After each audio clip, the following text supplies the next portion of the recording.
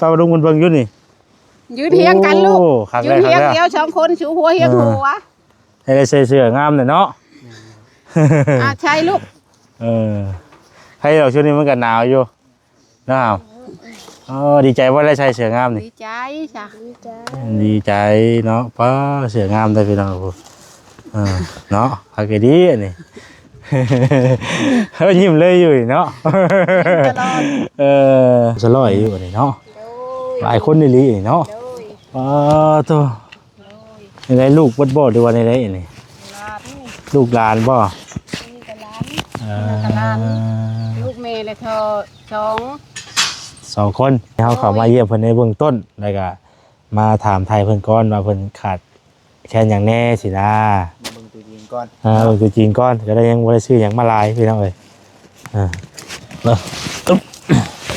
รถกับพี่กับบ่อยากได้ว่าจิเด้อให้ถืออยู่นี่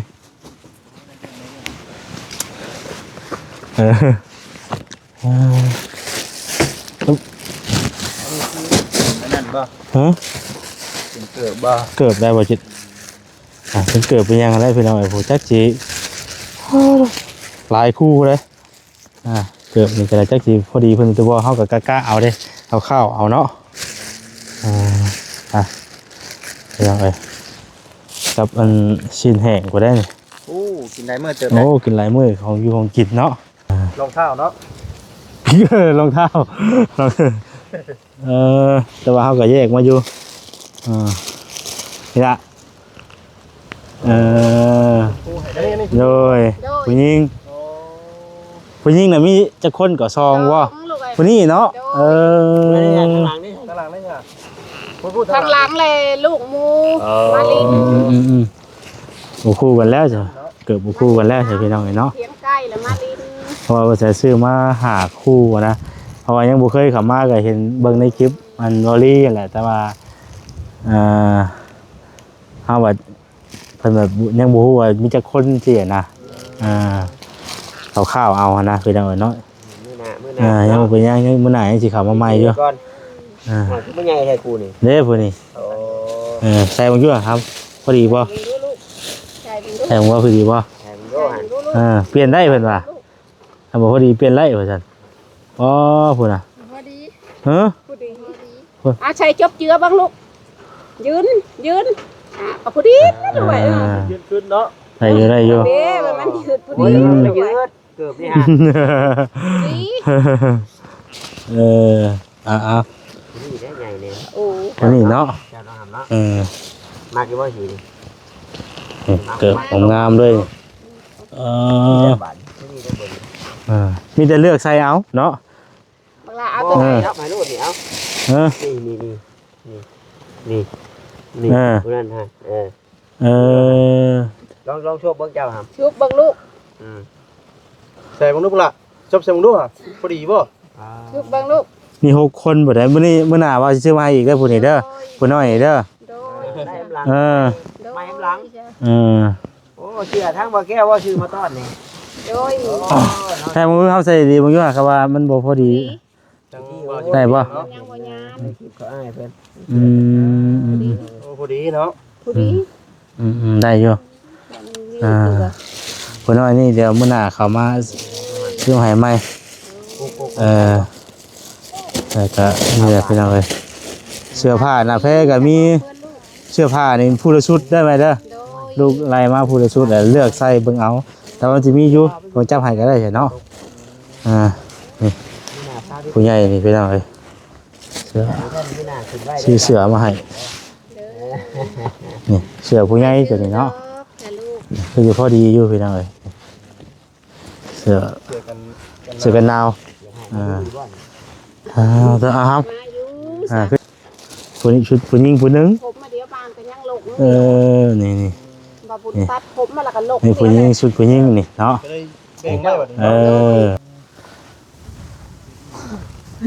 อะไร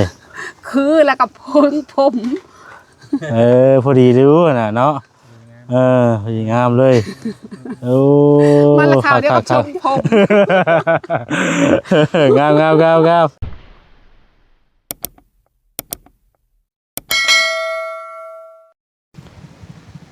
เป็นอะไร เนาะเป็นวัดพี่น้องเอ้ยเมายาเนาะตอนนี้ก็ได้สลืมสลือ เป็นแบบซึ้งพี่น้องเนาะซึมเนาะเป็นแบบซึมเหมือนนี่กินยาลายเมายาพี่น้องเอ้ยอากาศเปลี่ยนคนก็เปลี่ยนเนาะเป็นหวัดเป็นไอกราบสบายดีเด้อเนาะสบายดีพ่อแม่พี่น้องเบิดสุขุสู่คนพี่น้องเอ้ยพ่อกับซองเบาแสนอีกแล้วเนาะพี่น้องเนาะพ่อกันเมื่อนี้พี่น้องเอ้ยทางเบาแสนเดินทางเข้ามาหาน้องจักแม่นน้องยังแหละพี่น้องเอ้ยยังบ่ทันได้ฮู้ชื่อฮู้เสียงเพิ่นเนาะน้องที่ว่าเพิ่นอาศัยอยู่ครับอยู่ข้างเนาะอยู่ข้างพี่ภาษาอันนั้นพี่น้องเนาะอาศัยพักอยู่ข้างพี่ภาษาเนาะเพราะว่ามองอยู่มองเศร้าเพิ่นติดกับพี่ภาษาเนาะหรือว่าครับปราสาทอันนั้นพี่น้องเนาะหรือว่าติดกับปราสาทเนาะมองเพิ่นอยู่บนเศร้าอันนั้นพี่น้องเอ้ยเนาะมื้อนี้ก็ทางบ่แซนได้รับหน้าที่เป็นสะพานบุญให้กับทางแม่ยายตาเด้อเนาะพี่น้องเนาะพอดีทางบ่แซนซื้อเครื่องเนาะซื้อเครื่องนุ่งซื้อเกิบพี่น้องเอ้ยมาให้เพิ่นมื้อนี้เนาะมื้อนี้ก็ซื้อมาให้ในเบื้องต้นเนาะยังสิได้ซื้อเข้ามาอีกอยู่แต่ว่าเฮาเข้ามาถามไทยเพิ่นเบื้องต้นซะก่อนเนาะว่าเพิ่นขาดแคลนแบบใดเนาะพี่น้องเอ้ยแล้วจังถามไทยเพิ่นเพิ่มเติมอีกเทื่อนึงว่าเพิ่นขาดแคลนหยังแน่เฮาก็จักจะซื้อเข้ามาพี่น้องเอ้ยเนาะก็ขอขอบคุณทางแม่ยายตาหลายๆเด้อแม่เด้อเนาะที่ว่าได้สดซอยเข้ามาทางครอบครัวนี้เนาะก็ขอให้แม่อยู่ดีมีแห้งสุขภาพร่างกายแข็งแรงอายุมันขอนยืนเด้อเนาะเดินทางไปไสมาไสก็ขอให้แม่ตลอดปลอดภัยเนาะพี่น้องเอ้ยป้าเดี๋ยวเฮาสิเข้าไปหาเพิ่นก่อนมามื้อนี้ถือว่าได้ยินเสียงรถเนาะตุ้มๆต่ำๆอยู่พี่น้องเอ้ยเพิ่นทางน้ำนี่แหละเนาะป้าเดี๋ยวเฮาเข้าไปหาเพิ่นกันเลยพี่น้องเอ้ยเนาะพี่น้องเอ้ยเนาะก่อนเข้าไปติดตามรับชมก็ฝากพี่ฝากน้องกดไลค์กดแชร์กดติดตามเป็นกำลังใจให้ในเด้อพี่น้องเด้อเนาะถือว่ามาเป็นเทื่อแรกมื้อนี้พี่น้องเอ้ยเนาะมาเป็นเทื่อแรกครั้งแรกก็ว่าได้เนาะทางบ้านของน้องเพิ่นพี่น้องเอ้ยมาเป็นเทื่อแรกก็บ่เคยเข้ามาจักเทื่อมากับพอดีเห็นเพิ่นทางน้ำทางในอยู่พี่น้องเอ้ยเนาะเดี๋ยวเฮาสิเข้าไปถามไทยเพิ่นนำกันว่าครอบครัวเพิ่นเป็นจังใดเนาะก็หลายๆทางก็คือสิฮู้นั่นแหละพี่น้องเอ้ยเนาะอันครอบครัวเพิ่นเป็นจังใดเพราะว่าทางเบาลีเนาะที่ว่าเพิ่นได้เข้ามาก่อนพี่น้องเอ้ยเนาะเข้ามาถ่ายมาถามทางครอบครัวเพิ่นว่าเป็นจังใดเนาะคือมื้อนี้เฮาก็มาหาเพิ่นเพิ่มเติมอีกตัวนึงเนาะว่าเพิ่นขาดแคลนแบบใดแน่ก็ถ้าถามเพิ่นต้องการเพิ่มเติมอีกเนาะไปใส่ไปน้องเอ้ยตัวถือว่าเป็นมื้อข่าวดีก็ว่าได้เนาะพอเนาะพอน้ำเป็นกระลายพอสมควรพี่น้องเอ้ยตัวอันนี้มันอย่างเด้นี่เนาะเตายังอันนี้พี่น้องเอ้ยเตาไอ้น้ำบ่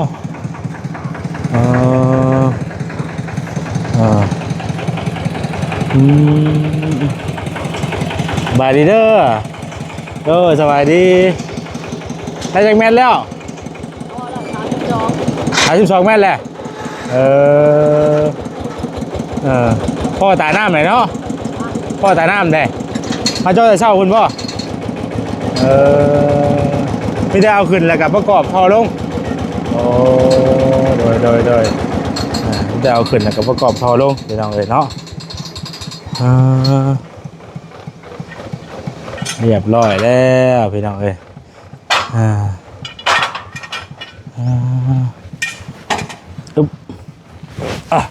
โอ้เพื่อนได้นี่พี่น้องเลยสบายดีครับ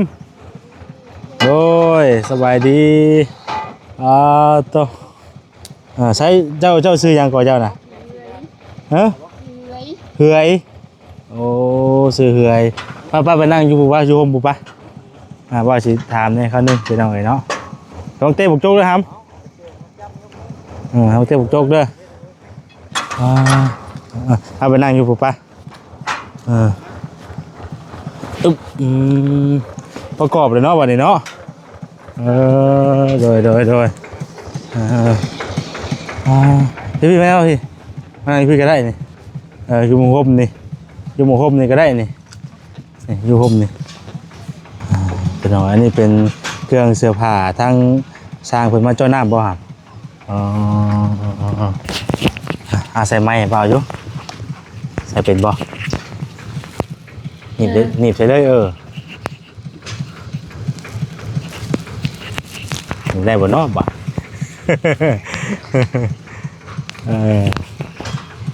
โอเคนั่งเจ็บเลยก็แล้วมันจะบ่เมื่อยซื้อเอ่ยบ่เจ้าน่ะ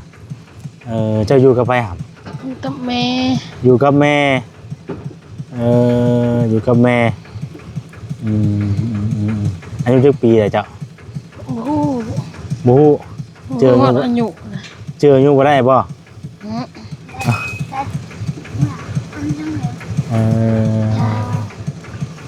ไผทางน้ำให้เจ้าบ่ฮู้อีกเอาเพิ่นทางนั้นมาบ่ผู้ใหญ่ทางใดทางให้เจ้าผู้ใหญ่ทางใดว่าบ่ฮู้อีกอ้าวทางน้องเพิ่นบ่ฮู้ว่าซั่นพี่น้องเอ้ยเนาะทางบ่ลีบ่ทางบ่ลีเพิ่นเข้ามาบ่มื้อนี้ยังอยู่จักโมงเพิ่นเข้ามาบ่ฮู้แล้วเข้ามาอยู่กับแม่ที่มีจักคนอันน้องน้องเจ้าน่ะหลายคนเติบบ่เท่าอาเท่าอูเท่าอีเท่าปลาเท่าน้อยมีจักคนน่ะ5คนบ่5คนคือ6คนจักฮู้บ่ฮู้ว่าซั่นพี่น้องเนาะคือใช่แม่เจ้าอยู่บ่อยู่ในเถียงนี่อยู่เถียงพี่น้องเอ้ยเนาะอันนี้เป็นที่ทางไปหำหมู่เจ้าอยู่นี่ที่ไผอันนี้น่ะจักบ่ฮู้อีกเอ้าแต่บ่ฮู้ว่าดิพี่น้องเอ้ยเนาะสิถามเพิ่นจังได๋ล่ะบาดนี้ไปซะเดี๋ยวเพิ่นแต่ว่าสิไปถามแม่เจ้าพุ่นแล้วบัดนี้เนาะมีเด็กน้อยจักคนน่ะน้อยนะเท่าอาเท่าปลาอย่างนี้เท่าอีอย่างฮะไปจะไปนอนมิเตอร์จะไปถามแม่เพิ่นก่อนเนาะเพราะว่าทางน้องๆเพิ่นถามอย่างเพิ่นก็บ่ฮู้ว่าจัดแต่บอกถึง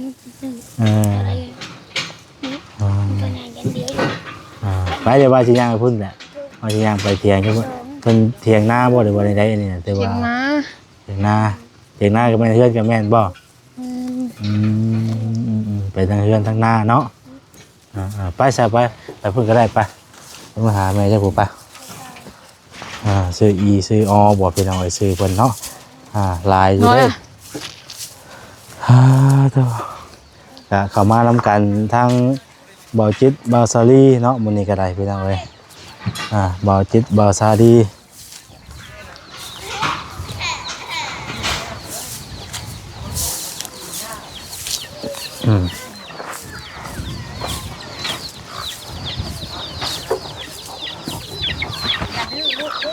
เบาจิตเบาซาลีเบาตาเบาคำมันนี่เนาะมาทำเดียวกันเป็นเอาเลยเป็นเอาเลยเนาะตัวตัดผ่านมาอีกวันนี้เพื่อนนั่งสลุกสลอยอยู่นี่เนาะหลายคนในลีนี่เนาะตัวในลูกวัดบ่อดูว่าในไรนี่ลูกหลานบ่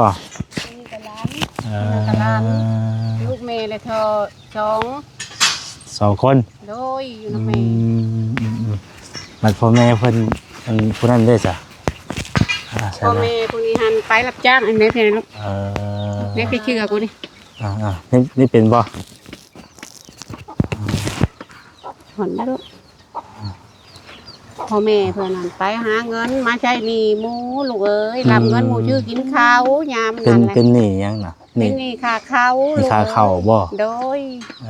เพิ่นไปเฮ็ดงานหยังเพื่อนไปเฮ็ดน้ำยานี่แหละลูกเอ้ยมาก็ใช้หนี้หมูรับเงินหมูชื่อกินข้าวหลับเอาน้ำหมูหลับแล้วเพื่อนให้เงินแหละลงไปชื่อต้องเห็นเป็นหนี้เพื่อนบัดนี้เนาะไปหาเงินมาใส่ ขาหมูไข่หมูลูกอ่ะ อืม หาเงินหาค อืม ำแบบว่าแม่ชุบนี่หันแม่บ่ได้น้ำดอกลูกเอ้ย โดย ได้แต่น้ำลูกอันเอื้อยผู้นี้ แม่ผู้นี้บ่ โดย เพิ่นมาพี่อยู่บ่เพิ่นมา เพื่อนมาแล้วเพื่อนนั้นป้าเดี๋ยวกับผัว อ๋อ แต่แม่เลี้ยงเอา อี จ โตไป ริง ต่ำนี่จะต่ำให้กัน ๆแม่เลี้ยงเอาแต่น้อยๆผู้นี้หันกินนมแม่ ใช่ผู้นี้บ่ แม่เลี้ยงเอา ผู้นี้บ่ ผู้นี้ เรียกตั้งแต่น้อยผู้ โดยแต่ออกแต่พื้นแต่พาย ใช่คนใดเป็นคนใดที่ว่าอีลูกเป็นแม่ผู้นึงน่ะจักคนเป็นไม่รู้จักคนน่ะ ที่ลูก สี่ สาว บ่ หันใช่ผู้ไปตั้งแต่ละชูพี่ลูกมาอยู่โฮมพี่ลูกพี่มานั่งทั้งนานะบ่าวพี่มา ดึงกันมาเลย หลายคนในดีเนาะ โดยลูกแม่ชอง ผู้นั้นได้จ้ะเพิ่นไผจ้ะนะ ลูกหลานนั่นนะ ลูกหลาน คะ เพิ่นมาเล่นน้ำบ่ มาลินเถียงไข่นี่แม่หมอลำลูกแม่หมอลำอย่าลินไม่ลินข้อลูก เข้านะบ่กุ้มกินบ่หรือว่าใด บ่กุ้ม ๆได้ยัก เดื ส อ อน บแต่ หา ละ แล้ว ปี มดได้ข่าวช้าก็ชอบลูกอ่ะ อยู่นี่น่ะเป็นนักษาว่าเอิ้นว่าเฮือนบ่หรือว่าใดๆ ว่าเฮือนลูกอ่ะบ่ได้เข้า เป็นทั้งเฮือนทั้งหน้าบ่ แม่น เออ บ่ได้เข้าบ้านอยู่แต่ให้อยู่นะเป็นทั้งเฮือนทั้งหน้าเนาะ โดย อยู่นี่จักปีแล้วอยู่นี่นะ ตั้งแต่ว่า5 ปีนี่แหละลูกเอ้ยมาตั้งนะนี่ตั้งแต่ออกจากจากน้องคอยนี่มาอยู่น้ำพัว อ๋อมาอยู่น้ำลูกน้ำผัวอยู่นี่บัดนี้เนาะ โดย เออ มาอยู่น้ำลูกน้ำผัวกับไปหาเงินบ่ได้เจอเขาปัญญามเฮ็ดเวียกเฮ็ด เพิ่นบ่ได้อยู่ว่ามื้อนี้กะ ฮะ ผัวน่ะ ผัวบ่ได้อยู่ เพิ่นไปเฮ็ดเวียกหยังเนาะ ไปเฮ็ดน้ำเดียวกับลูก เฮ็ดเวียกยานี่แหละลูกเอ้ย ยา โดย ยายังแม่ ยาอันจืดยาจีดนี่แหละลูกเอ้ยยาบ้านพอกบ้านแพงนี่แหละ อ๋อเพิ่นไปเฮ็ดเวียกอยู่ไทยเพิ่นบ่ โดย เออ มาแล้วก็ชื่อเขาลูกเอ้ยยาม แต่ว่าเดี๋ยวนี้น่ะอยู่นํกันอยู่กับลูกกับหลานนี่ อ บ่ ยู่กับลูกกับหลานนี่แหละลูกเอ้ยที่เชลอยู่แนวนี้แหละ อืม เชลฮิตกินหักกระบ อ่า อกอยู่แนวนี้แหละลูกเอ้ย อ่า น้องหวานมีน้ำหายหน้านี่แหละ เป็นน้ำไห้น้ำนามาห้อยน้ำไห้น้ำนาได้เพิ่นจะมาบ่ มา เดือน5ค่อย ค่อยเพิ่นจังมาเนาะ โดยอยู่กับลูกกับหลานนี่แหละค่ำกลางคืน โดยครอบครัวเป็นจังไดขาดแคลนหยังน้ำแน่จ้ะ โอ้ยลูกก็เครื่องใช้เครื่องช้อยก็นี่แหละ เครื่องใช้เครื่องซอยเครื่องชาก็สิลงบ่ได้เนาะ โดยจักเพิ่นสิลงยามใดแหละลูกเอ้ย ให้ว่าเอามา เซบ่ได้เนาะ โดยจักเพิ่นสิทับมื้อใดแหละลูกนอนกับแม่นอนอยู่ตารางชุมลูกคือนอนเถียงบักนี่แหละนอนนำแม่กับบักตัวน่ะกับผู้น้อยฮะแหละนอนนำแม่ พากันหาอยู่หากินได้ซะว่ากันอยู่หลายๆคนจังซี่ หาเขียดนี่แหละลูกหาน้ำไห้น้ำนานี่แหละพอได้กิน พอได้อยู่ได้กินเนาะ โดย หาอยู่หากินไป โดย พี่น้องเอ้ยเพิ่นก็ได้มื้อนี้เพิ่น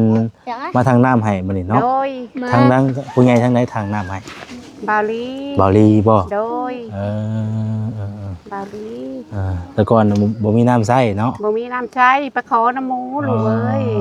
ขออยู่ใช้ เพิ่น แม่ ละมาเฮ็ดน้ำในหน้องว่าเห็นชุบน้องอาบเฮ็ดน้ำมันขี้ปากงัวปากควาย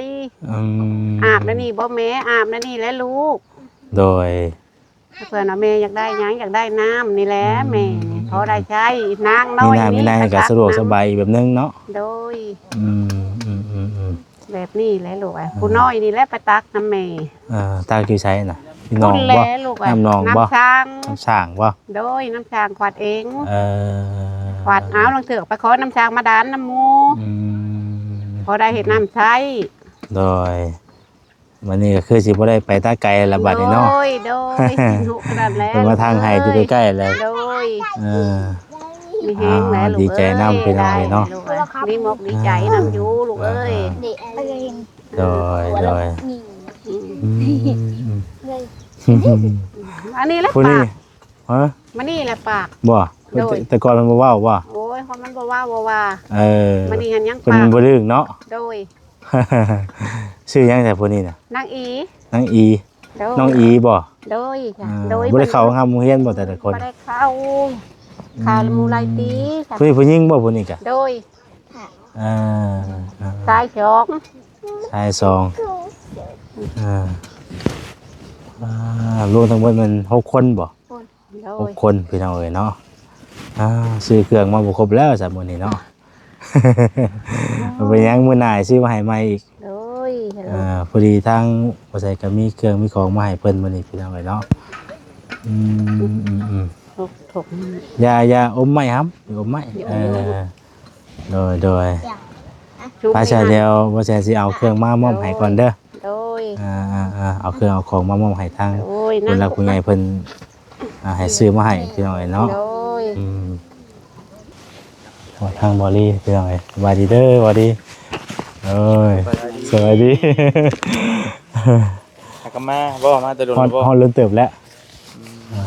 โดย ฮอนเริ่มเติบ ได้น้ำแล้วหรือบ่ คือ แล้วหรือบ่เจาะฮอด เรียบร้อยแล้วเพิ่นกำลังสิประกอบ ไว้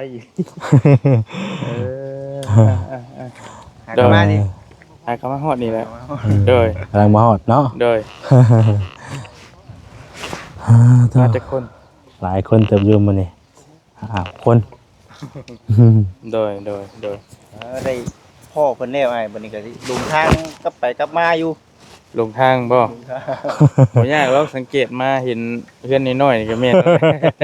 แต่ก่อนมื้อนั้นพากันเข้าไปทางไงทางดุมเหมือนเนาะ ลุงกระดาษใส่ตรงตา โดยฮะ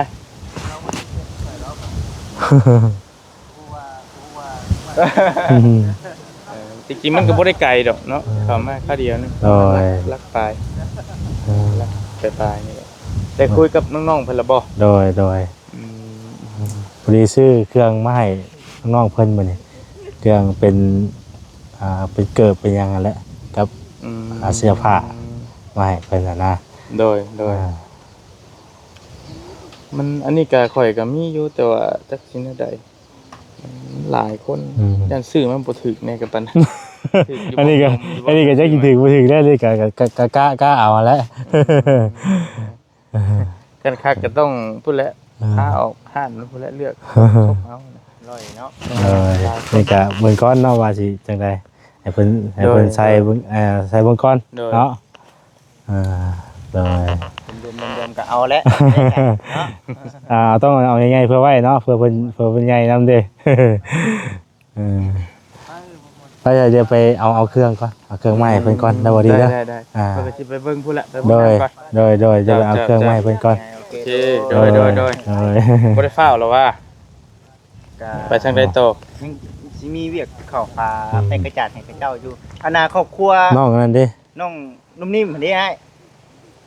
น้องนุ่มนิ่มพิการนะส่งให้น้องนั่น โอเคเ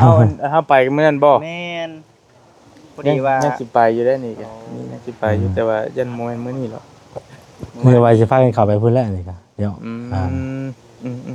ว่านี่เอาข้าวสารกับหม้อหุงข้าวไปให้เพิ่นข้าวสารข้าวเจ้านะ พากระจาดใช่คือว่าเพื่อนเราดีอยู่ แบบว่าเราอาบน้ำอยู่ทั้งเทิงเฮือนน่ะนะอ้าย บ่จิตบ่แก้ไปวัน แม่น เพราะว่าบ่ได้เข้าไปนำเพิ่นในวัน เราอาบน้ำอยู่เทิงเฮือนน่ะขังเฮ็ดขังให้เราพออันน่ะคนบ่เห็นน่ะนะชานน่ะนะอ้าย โอเค เพิ่นอาบน้ำบ่ มันแม่นเวลาอาบ อ๋อ น้ำผู้ไปบ่ได้หั่นแหละผู้เอ้ยน่ะยังว่าได้ไปได้อยู่หั่นนะ เลย สิเข้าไปอยู่นี่ไงแต่ เลย กับที่กับทางเพิ่นผู้อื่นแต่จะสิได้เข้าไปนํอยู่มีเวียกว่านํเพิ่นอยู่โดย ว่ากันเทื่อเนาะ โดย เลย โอเคซะเด้อ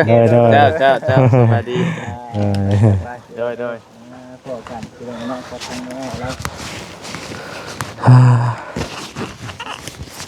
บ่เซนมื้อนี้สบายดีเพื่อ เด้อสบายดีเด้อบ่จิตเด้อ คิดก่อนคิดดังเป็นวัดบ่ โอ้ขออย่ามันติดหมู่เนาะต้องกันไว้ได้บ่จิตเด้อเอาเด้อขอยังป้องกันไว้น่ะมื้อนี้มีของ นี่เด้มาเอาเครื่องพี่น้องเนาะชิ้นแห้งเสื้อผ้าก็คือว่าแล้วจักสิถึกบ่ถึกพี่น้องเนาะนี่ก็กล้าเอาได้กล้าเอาแล้วก็จักเพิ่นสิใส่อันเดอร์บอลแล้วเฮาก็ซื้อมาให้เพิ่นเบื้องต้นซะก่อนมื้อนี้นะยังสิมีข้าวอยู่พี่น้องเนาะเขาว่าให้ซื้อข้าวมาให้เพิ่นเพราะว่านี่เฮาเข้ามาเยี่ยมเพิ่นในเบื้องต้นแล้วก็ มาถามไทยเพิ่นก่อนว่าเพิ่นขาดแค่นหยังแน่สินะ เบิ่งตัวจริงก่อน เบิ่งตัวจริงก่อนก็ได้ยังบ่ได้ซื้อหยังมาหลายพี่น้องเอ้ยตึ๊บรถกับพี่ก็บ่อยากได้ว่าจิเด้อให้ถืออยู่นี่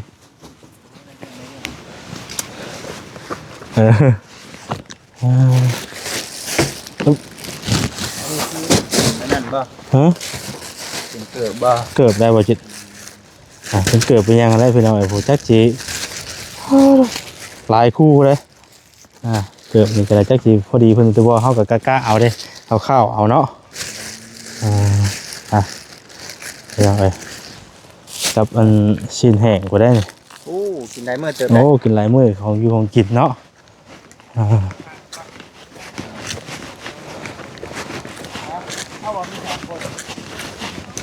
ยังอยู่ได้นี่ อย่างนี้ ยังวันเบิด อยู่ในรถผู้ยังวันเบิดอยู่ได้นี่ลืม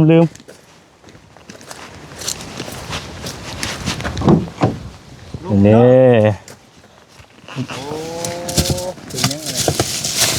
โอ้เป็นยังไง อ๋อนี่ต้มขนมนมเนย โอ้ หลายอย่างอยู่ในนอกวัชิเนาะ นั่งกินเว้ยมาก ำลังกินเนาะ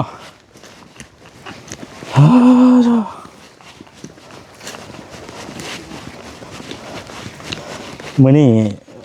ว่าหนาวจักในไหนเนาะวัชิเนาะไม่สิเอาเนาะ เจอเป็นยาวต่อห้องหนาว สวัสดีเด้อว่ายาว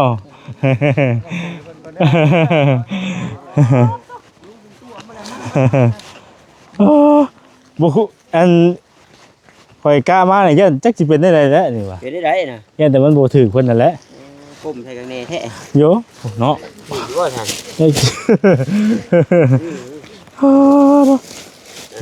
ได้ป่ะ สบายดีเด้อว่าตาเด้อคิดนี้ไว้ก่อนมันเดี๋ยวบัตรสิเพย์เพิ่นได้เนาะขออนุญาตได้พี่น้องเอ้ยใส่อันนี้เนาะ ผู้นั้นผู้กุ๊กบ่เดี๋ยว ผู้กกเลยลูกของแม่กับผู้ดีแดงนี่ จักจักแม่ก็อยู่นี่นะสอง แม่อันเดียว แม่เดียว นี่ ลูก เช้ากับผู้น่ะ เอาไว้ว่ามีแบบลายแม่เนาะแบบว่าลูกหลานมันบ่ได้ผู้นั้นผู้นี้อีกนะ แม่ว่าปี สองแม่ ละลูกเอ้ย เอานั่นลูกแล้วเด้ลูกร้าน ผู้นี้หลายคนเนาะ อันนี้มีสิ้นแห้งน้ำเนาะนี่สิ้นแห้งไว้ได้ไหมเด้อแล้วก็มีกระต้มขนมพี่น้องเอ้ยจะมีเกิบนี่แหละนี่ว่าจะกี่ถือจะบ่นี่พี่น้องเอ้ยพวกนี้ซื้อมานะ รองเท้าเนาะ รองเท้าแต่ว่าเขาก็แยกมาอยู่นี่ละโดยผู้หญิงน่ะมีจะคนก่อซองวะผู้นี้เนาะข้างหลังนี่ค่ะ ข้างหลังเลยลูกมูมาลิน บุคู่กันแล้วจ้ะเกิดบุคู่กันแล้วใช่พี่น้องเนาะ เทียงใกล้แล้วมาลิน เพราะว่าจะซื้อมาหาคู่นะเพราะว่ายังบุเคยขับมาก็เห็นเบิ่งในคลิปมันวอลลี่แหละแต่ว่าเอาว่าเพิ่นแบบยังบ่ฮู้ว่ามีจักคนสินะข้าวเอานะพี่น้องเนาะยังบ่เป็นยังมื้อหน้ายังสิเข้ามาใหม่อยู่ก่อนผู้ใหญ่แท้กูนี่ เด้ผู้นี้ใส่บ่อยู่ครับพอดีบ่ใส่บ่พอดีบ่ แถมโยหัน เปลี่ยนได้เพิ่นว่าถ้าบ่พอดีเปลี่ยนได้ว่าซั่นอ๋อพุ่นน่ะ พอดี ฮะ ผู้ดีใช้จบเจือบ้างลูกยืนกับผู้ดีด้วย ยืนขึ้นเนาะ ได้อยู่ เด้มันยืดผู้ดี ยืดเกือบนี่ฮะ ดี นี่ได้ใหญ่เลย โอ้ อันนี้เนาะ เจ้าน้องทำเนาะ มา กี่ว่าหิน เกิดงามเลยมีแต่เลือกใส่เอาเนาะ เวลาเอาตัวไหน รับหมายรูปนี่เอานี่ผู้นั้นฮะ ลองโชว์เบิ่งเจ้าครับ ชุบเบิ่งลูก ใส่บังลูกละชอบใส่บังลูกอ่ะพอดีบ่ ชุบเบิ่งลูก มี6คนบ่ได้มื้อนี้มื้อหน้าว่าสิซื้อมาให้อีกเด้อผู้นี้เด้อผู้น้อยเด้อ โดย ได้แอมหลัง เออ ไม่แอมหลัง เออ โอ้เชื่อทั้งบ่แก้วว่าชื่อมาต้อนนี่ โดย แต่มื้อเฮาใส่ดีบ่อยู่อะครับว่ามันบ่พอดี จัง ได้บ่ ยังบ่ยาม เขาอ้ายเพิ่น อืม โอ้พอดีเนาะ ผู้ดี ได้อยู่ผู้น้อยนี่เดี๋ยวมื้อหน้าเขามาซื้อให้ใหม่แล้วก็นี่แหละพี่น้องเอ้ยเสื้อผ้าหน้าแพ้ก็มีเสื้อผ้านี่ผู้ละชุดได้ไหมเด้อ โดย ลูกไล่มาผู้ละชุดแล้วเลือกใส่เบิ่งเอา แต่ว่าสิมีอยู่ผมจับให้ก็ได้เนาะนี่ผู้ใหญ่นี่พี่น้องเอ้ยเสื้อซื้อเสื้อมาให้นี่เสื้อผู้ใหญ่ตัวนี้เนาะ แต่ลูก คือพอดีอยู่พี่น้องเอ้ยเสื้อ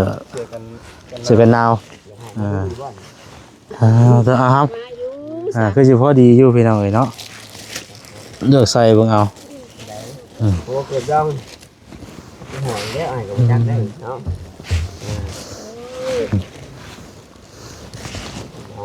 พี่น้องเอ้ยครับ โทรเลย ใส่เบิ่งเด้อบ่ได้เด้อบ่พอดีบ่งามเลยพี่น้องเอ้ยเนาะเสื้องามๆเลยนี่บ่ เจ้าก็เลือกเป็นแล้วว่า ฮะโอ้ยเพื่อสิรถเติบเลยเพื่อสิแล้วใช่บ่ พอจะลงรถ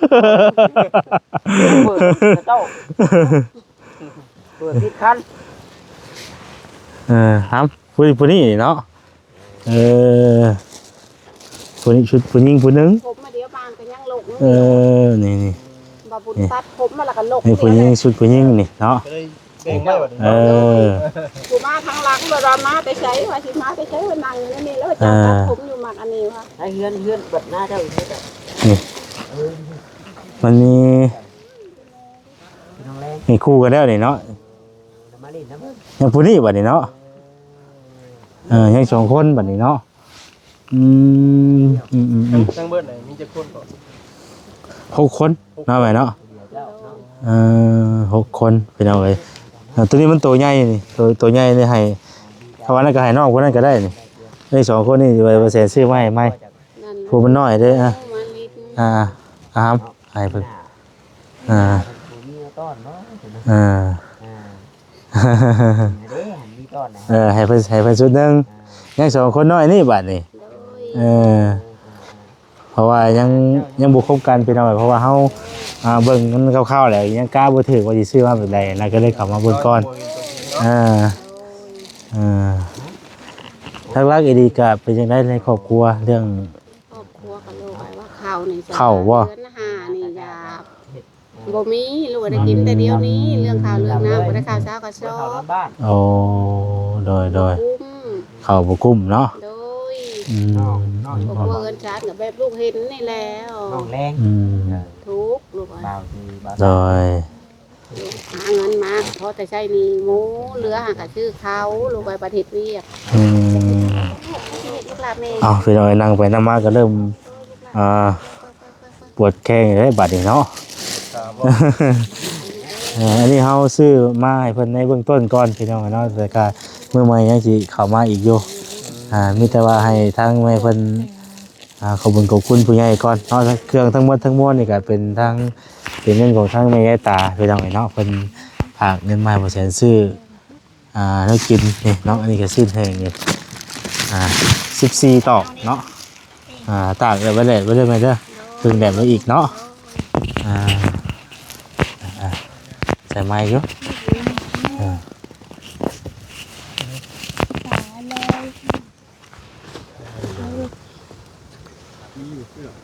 เนี่ยนั่งเจ็บๆกันมาใช่ก็ปวดแข้งนะนั่งลงไปลงมาลูกนะ เนี่ยมีขนม2แพ็คพี่น้องแล้วก็นม4แพ็คเนาะ แล้ว โดยทั้งแม่ยายตาเด้อเนาะที่ว่าซอยๆมา เอาอยู่ดีปีเฮงเลยลูกเอ้ยเพิ่นนอนบ่เจ็บไข้ลูกเลยล่ะเอ้ยความเจ็บบ่ได้ความไข้บ่ให้มีลูกเอ้ย เพื่อนห่างเพื่อนมีนเลยลูกเอ้ยจ้าทุกเลยความเมย์กับโบหลายเลยลูกหลา โอ้ยเอาได้แล้วเนาะชุดน้ำตัวอยู่ดีมีแห้งกันแหละพี่น้องเอ้ยเนาะ โอ้ย มีแต่ว่าเอาไว้บัดนี้เครื่องอยู่ในกินเนาะ โดย ยังผู้น้อยนี่สองคนนี้บัด โดย บ่ได้มื้อหน้าได้ว่าซื้อมาอีกเด้อ โดย ผู้หญิงผู้นี้เนาะ ผู้หญิง ผู้ชายผู้นี้ โด เนาะ ย แต่ว่าเกือบได้แล้วเกือบเนาะ โดย ยังแต่ผู้น้อยนี่ทับเสือผู้นี้ ซื้อมาก็บ่ยังบ่ทันได้ครบปานใดพี่น้องเนาะเพราะว่าก็เบิ่งคร่าวๆก็เอาพอดีอยู่บ่ครับใส่ได้บ่ ใครได้ อาจจะได้อยู่เนาะเพราะว่าผู้นี้มีแต่ผู้นี้ใหญ่สุดเนาะ ผู้อ้ายบ่ อ้าย ว่าได้แล้วก็ให้น้องน้อยเพิ่นตัวหนึง สองคน สองคนน่ะลูกของแม่เองเลยบ่ โดย อันนั้นที่อันนี้เป็นหลานบ่ หลาน เออ กับผู้ไปหาเชือกค่ะ เออ ลูกเมย์เท่าเชือก พอดีอยู่บ่ครับเบิ่งอยู่หาเบิ่งอยู่ ดู เพิ่น ดู เบิ่งอยู่ ลูกลูกกับเพื่อนเบิ่งดูลูกพอดีเลย พอดีบ่นี่เด้ พอดี ใหญ่ ใช่บ่อยู่อ่ะใช่บ่อยู่ใช่บ่ ใช่ อยู่ ลูกใช่เบิ่ง ใช่บ่อยู่อ่ะใช่บ่อยู่ส่วนหนึงน่ะ ใช่เบิ่งลูก อ่า ยืนใช่ไหมลูกล่ะ ใส่ช้อนกันเลย อันนะฮะ ถึกทางอยู่บ่อืม หลายคนเนาะ โดย งามเลยบัดนี่ แป้งจับเจือลูก ใส่ติดชุดแล้วเนาะ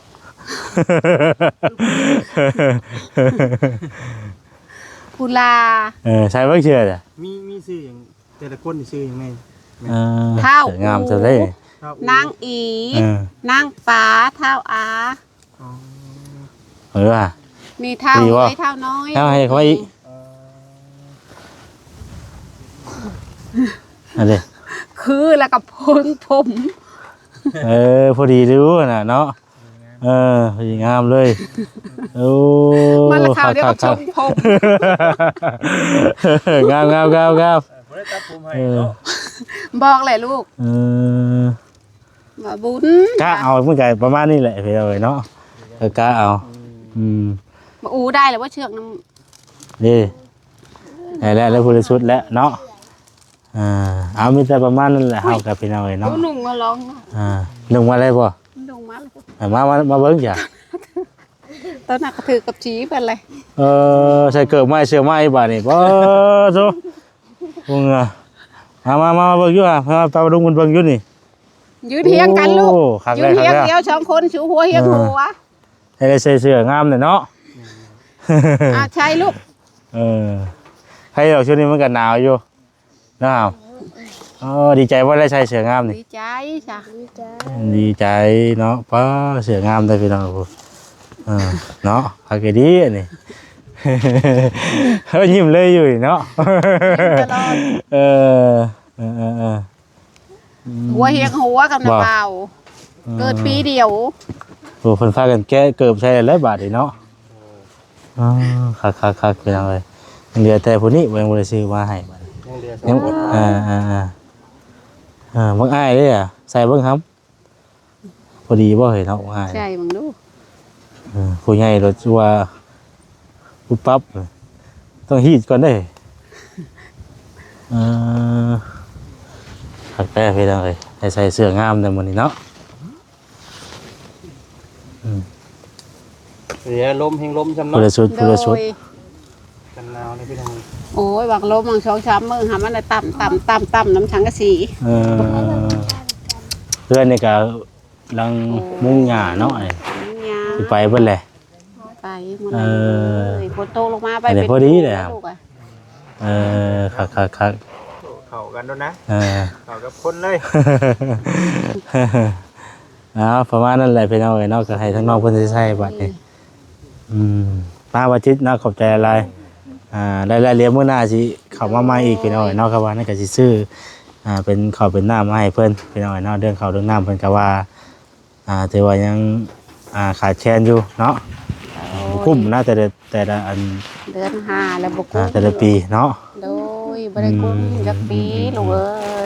เอ้ย โดยวัชิตถามไทยเพิ่นต่อเด้อเอาสบายดีเด้อแม่เด้อ นี่จะยอมมันเป็นลูก เลยเพิ่นเอาไว้พวกนี้เฮือนชานเพิ่นกับประมาณนี้มองอยู่มองเศร้าเพิ่นเนาะเ ที่ว่าชุดโชมไม่ดีพี่น้องเอ้ยเรื่องชาติมันก็สิฮักสิเพเพิ่นแหละโอ้โธ่เนาะถือว่าเติบหนึงอยู่พี่น้องเอ้ยเอาโอเคแล้วพี่น้องเด้อสำหรับคลิปนี้ก็ทางบ่แสนสิได้ขอตัวจบคลิปไว้สำนี้ก่อนเนาะมีแต่มื้อหน้ามื้อในก็สิเข้ามาหาเพิ่นอีกอยู่พี่น้องเอ้ยเนาะก็สิเข้ามาหาเพิ่นอีกเพราะว่าเฮาเข้ามามื้อนี้ก็เข้ามาเบิ่งในเบื้องต้นเนาะซื้อเสื้อผ้าซื้อเกิบเนาะมาให้เพิ่นให้ทางน้องๆเพิ่นได้ใส่พี่น้องเอ้ยเนาะก็ถือว่าใส่ปัจจุกูทุกคนพี่น้องเอ้ยเนาะเกิบยังอีกคนน้อยนึงเนาะที่ว่ายังบ่ทันได้คู่เพราะว่าเฮาก็เบิ่งเอาคร่าวๆก็ถึกแน่บ่ถึกแน่พี่น้องเอ้ย เดี๋ยวเข้ามารอบหน้าสิซื้อเข้ามาให้เพิ่นอีกเนาะจังได๋ก็ขอขอบคุณทางแม่ยายตาเนาะที่ว่าเพิ่นซอยๆเข้ามาพี่น้องเอ้ยเนาะให้ทางน้องๆเพิ่นได้เสื้อใหม่ชุดใหม่เนาะมาให้ทางน้องๆก็ขอขอบคุณทางแม่หลายขอให้อยู่ดีมีแรงเนาะสุขภาพร่างกายแข็งแรงเด้อแม่เด้อเนาะเจ็บอย่าได้ไข้อย่าสุมีเนาะเดินทางไปไสมาไสก็ขอให้ตลอดปลอดภัยทุกเส้นทางเด้อแม่เด้ออยู่ดีมีแรงเนาะเอาสบายดีพี่น้องเอ้ย